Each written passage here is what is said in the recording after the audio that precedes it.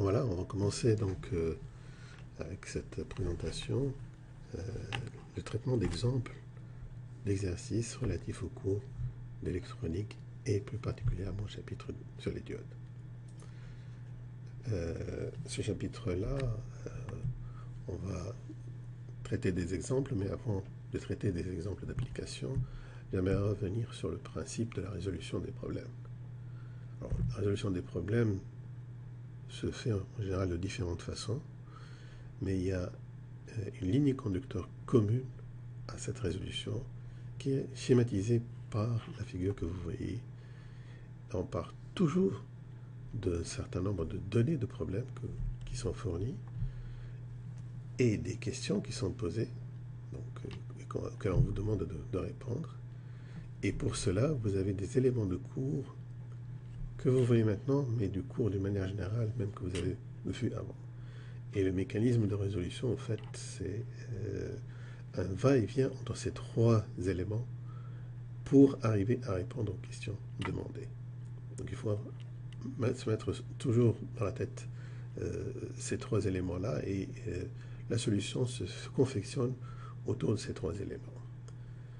Alors, quand on dit d'éléments de cours aussi, il faut se rappeler que ces éléments peuvent être classés en trois catégories.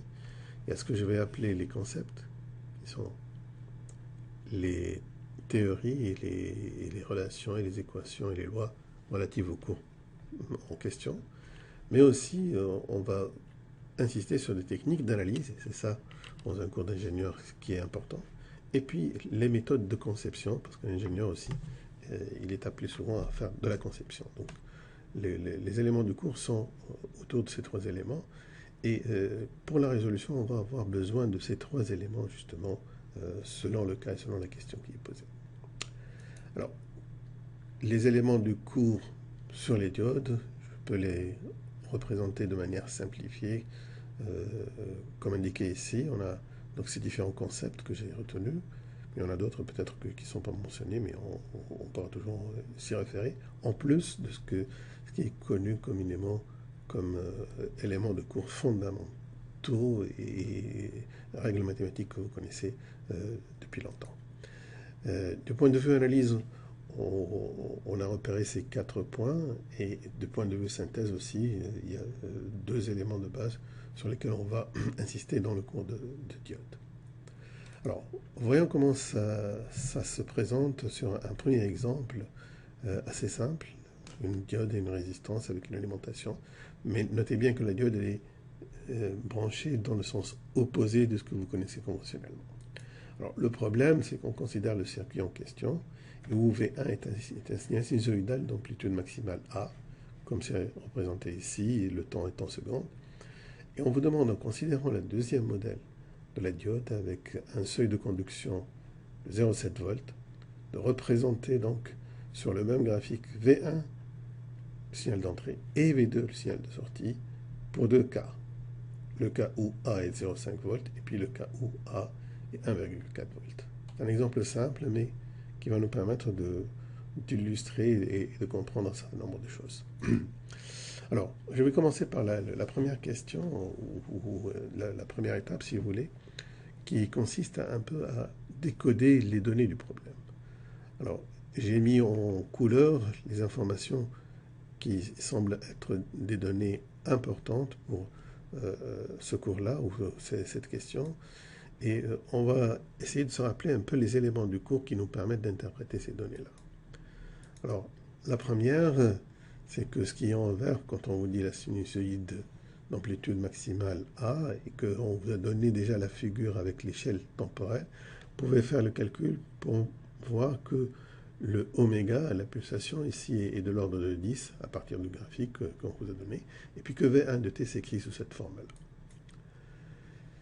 Deuxième information qui est en orangé là, on vous dit la diode du deuxième modèle, donc avec un seuil de conduction de 0,7.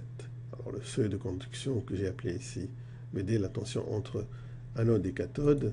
Eh bien, si cette tension-là est inférieure à 0,7 dans le deuxième modèle, ça signifie que la diode c'est l'équivalent d'un interrupteur ouvert, tout simplement.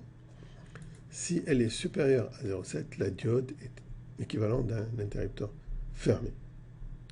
Alors, notez bien que dans le cas étudié, la diode est placée dans le sens inverse des montages introductifs du courant.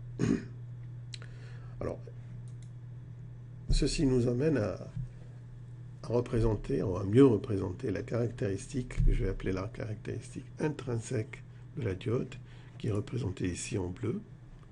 Donc vous voyez, donc, pour les tensions inférieures au seuil de conduction, qui était de 0,7, on a un blocage, il n'y a rien qui passe, donc le courant est nul.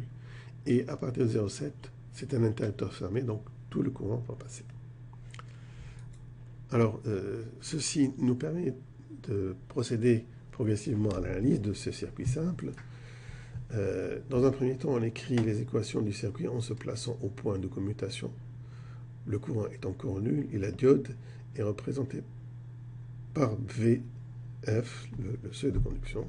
À ce moment-là, dans ce cas-là, on peut écrire que, comme le courant ne circule pas, on peut tout simplement écrire que V1, c'est tout simplement la tension au bord de la diode.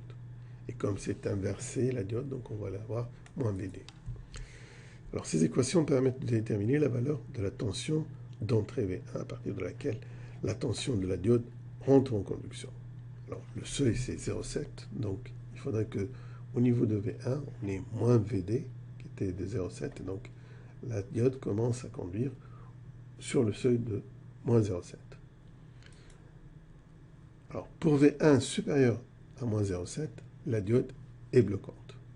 Donc la conduction se fait pour les valeurs inférieures à moins 0,7 et la conduction est bloquée pour les valeurs supérieures à 0,7. Si on a compris ces éléments-là, retrouver l'expression de la sortie est très simple. On va voir, donc pour le V inférieur à moins 0,7, la diode est passante. Et donc ça va nous donner les éléments de réponse suivantes. Dans le cas où on a A égale à 0,5, la diode est totalement bloquée, puisque la tension est toujours supérieure à 0,7. Et à ce moment-là, alors la sortie, ce qu'on va voir, c'est tout simplement une sortie de 0, qui est représentée par ce segment-là. Dans le cas où on a A0,4, la diode est passante pour V de t inférieur à moins 0,7, et à ce moment-là, la sortie va s'écrire comme étant V2 égale à V1 moins le 0,7 du seuil de conduction. Et donc on obtiendra la sortie qui est représentée ici. On va passer à un deuxième exemple où on revient à un montage classique. La diode est branchée dans le bon sens ou le sens habituel. Et le problème maintenant, il va considérer le troisième modèle de la diode avec un seuil de conduction 0,7 et une résistance RF, donc de 10 ohms et une charge de 100 ohms. On vous demande de tracer la caractéristique intrinsèque. Et puis, la tension maintenant d'entrée est une tension continue de 10, et qui est l'équation de Kirchhoff du circuit tracée sur la même graphique que précédent, la caractéristique I en fonction de V relative à ce circuit. Puis dans le troisième temps, l'entrée est une tension continue plus la sinusoïde, et à ce moment-là, on vous demande de tracer V1 et V2. Alors commençons par interpréter les données, comme on l'a fait tout à l'heure. Eh bien, le troisième modèle, ça signifie que pour VD inférieur à 0,7, la diode c'est un interrupteur ouvert, il n'y a rien qui passe. Pour V supérieur à 0,7, la diode, comme on a utilisé le troisième modèle, c'est un contact fermé, suivi d'une résistance qu'on a dit RF 10 ohms. Ceci nous permet d'écrire les équations de la caractéristique intrinsèque de la diode. Alors là, il faut comprendre ce qu'on entend par intrinsèque. Ça veut dire que c'est une caractéristique qui est liée exclusivement à la diode. Et dans tout son fonctionnement, la diode va évoluer sur cette caractéristique. Alors, sur quel point de cette caractéristique, ça va être déterminé par le circuit. Et ça, c'est une caractéristique qui est liée à la diode elle-même. Et à ce moment-là, donc vous avez une caractéristique du courant qui est nulle de ce côté-là, et ici une conduction à partir de 0,7. Et cette droite de conduction, on peut écrire son équation qui est là. ID, ça va être VD moins 0,7 sur 10. Il suffit de se repérer au modèle choisi pour voir d'où est-ce que vient cette écriture-là. Alors donc, ce qui fait en somme, on va avoir deux caractéristiques, la caractéristique intrinsèque de tout à l'heure, mais aussi cette caractéristique qui est liée maintenant au circuit lui-même.